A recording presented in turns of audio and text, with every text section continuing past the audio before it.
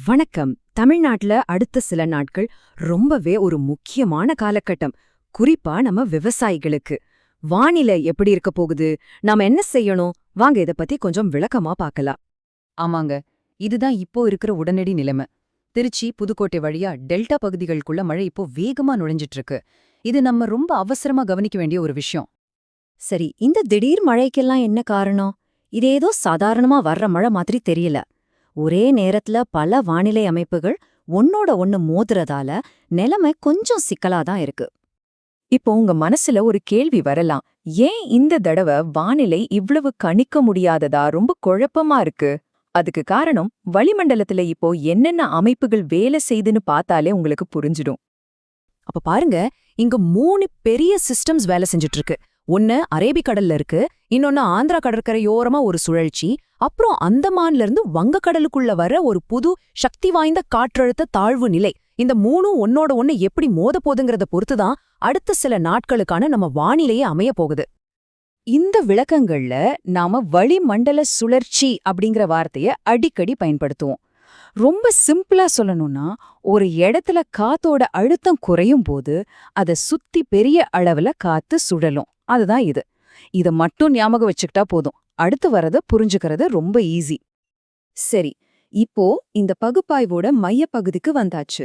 அதாவது அடுத்த 72 மணி நேரத்துக்கு உங்க பகுதியில வானிலை எப்படி இருக்கும், ஒவ்வொரு நாளும் நாம என்ன எதிர்பார்க்கலான்னு இப்ப விரிவாக பார்க்கலாம். முதல்ல ஒரு சுருக்கமா பார்த்துடலாம். இன்னைக்கு, அதாவது வியாழக்கிழமை சாயங்காலம் டெல்டாவுல மழை பெய்யும். ஆனா ராத்திரி 9 மணிக்குள்ள நின்னுடும். நாளைக்கு வெள்ளிக்கிழமை காலையில நல்ல வெயில் இருக்கும். ஆனா மத்தியானத்துக்கு மேல தமிழ்நாட்டுல எல்லா மாவட்டங்கள்லயும் அங்கங்க மழைக்கு வாய்ப்பு இருக்கு. சனிக்கிழமை வட மாவட்டங்கள்ல சாயங்காலம் கனமழை பெய்ய வாய்ப்பு இருக்கு. வெள்ளிக்கிழமை வானிலை ஒரு முக்கியமான வாய்ப்பை நமக்கு கொடுக்குது. காலையில நல்ல வெயில் அடிக்கும். இது அறுவடை செய்யற விவசாயிகளுக்கு ஒரு சரியான நேரம். ஆனா மத்தியத்துக்கு பிறகு கோடை மழை மாதிரி திடீர்னு அங்கங்க மழை பெய்ய ஆரம்பிச்சிரும். அதனால காலை நேரத்தை கரெக்டா பயன்படுத்திக்கிறது ரொம்ப புத்திசாலித்தனம். சனிக்கிழமை நிலைமை கொஞ்சம் மாறுது. வங்கக்கடல்ல இருக்கிற அந்த புது சிஸ்டம் கர்நாடகா, ஆந்திராலேருந்து தமிழ்நாட்டை நோக்கி ஈரப்பதத்தை அப்படியே இழுக்க ஆரம்பிக்கும். இதனால என்ன ஆகும்னா, சென்னை, வேலூர் சுத்தியுள்ள வட மாவட்டங்கள்ல சாயங்காலம் இடி மின்னலோட குறிப்பிட்ட சில இடங்கள்ல மட்டும் ஆனா ரொம்ப தீவிரமா மழை பெய்யும். இப்போ நாம ரொம்ப ரொம்ப முக்கியமான ஒரு கேள்விக்கு வரோம்.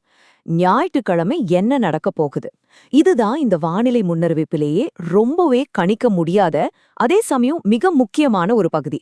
ஏன்னா ஒரு பெரிய அமைப்பு உருவாக போகுது. அதோட பாதை தான் எல்லாத்தையும் தீர்மானிக்க போகுது. இப்ப இந்த விஷயத்த நல்லா கவனிங்க. ஞாயிற்றுக்கிழமை உருவாகிற அந்த அமைப்புக்கு முன்னாடி ரெண்டே 2 வழிகள் தான் இருக்கு. பாதை ஏ, அதாவது முதல் வாய்ப்பு என்னன்னா, அது ஒரு சாதாரண தாழ்வு மண்டலமாவே இருந்து நேரா தமிழ்நாட்டை நோக்கி வர்றது. அப்படி வந்துச்சுன்னா மாநிலம் முழுக்க பரவலா நல்ல கனமழை கிடைக்கும். ஆனா இன்னொரு பாதை இருக்கு, பாதை பி.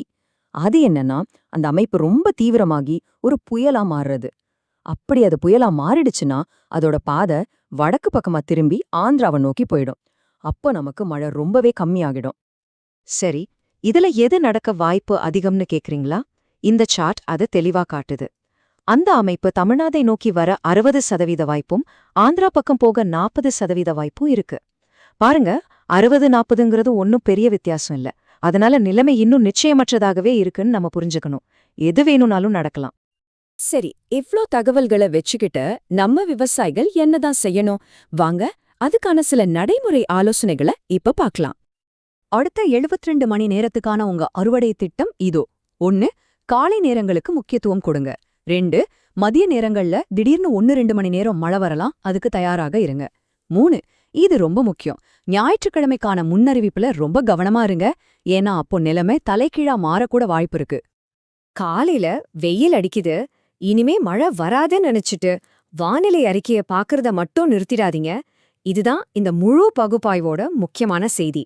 வானம் தெளிவா இருக்கிறத பார்த்துட்டு நம்ம அசால்ட்டா இருக்கவே கூடாது. தொடர்ந்து ரொம்ப விழிப்புணர்வோட இருக்கணும்.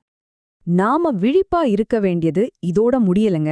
இந்த அமைப்பு முடிஞ்ச உடனே அடுத்ததா நவம்பர் மாசம் 3ஆம் தேதி அல்லது 4ஆம் தேதி வாக்குல இன்னொரு அமைப்பு உருவாகும்னு எதிர்பார்க்கப்படுது. ஆமா, இது ஒரு தனிப்பட்ட நிகழ்வு இல்ல. இது வடகிழக்கு பருவமழையோட ஆரம்பம்தான். வரப்போற நவம்பர், டிசம்பர் மாசங்கள்ல இன்னும் நிறைய மழை வர இருக்குங்கிறத நாம எல்லாரும் மனசுல வச்சுக்கணும். இறுதியா இந்த ஒரு கேள்வியோட இந்த அலசல முடிச்சுக்கலாம். ஞாயிற்றுக்கிழமை வரப்போற அந்த சக்தி வாய்ந்த அமைப்பு நமக்கு தேவையான மழைய கொண்டு வருமா, இல்ல நம்ம பயப்படுற மாதிரி ஒரு பேரழிவு தரும் வெள்ளமாக மாறுமா? அடுத்த கெட்ட தகவல்களுக்கு வானிலை அறிக்கைகளோட இணைந்திருங்கள். நன்றி.